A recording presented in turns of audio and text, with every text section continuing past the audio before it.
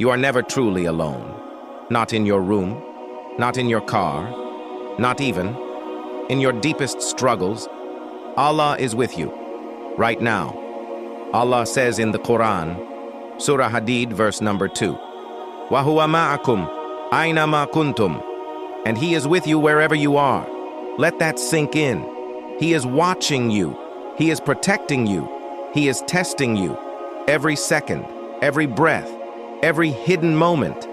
So ask yourself, do you act like you believe it? If we truly understood this one verse, our lives would change.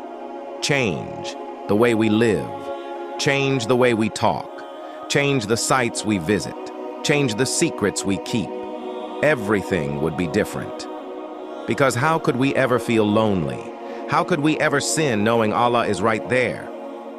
So next time, whenever you feel alone, remember, Allah is with you, always. If this reminder touched your heart, like, share, and comment below. When did you feel Allah's presence the most?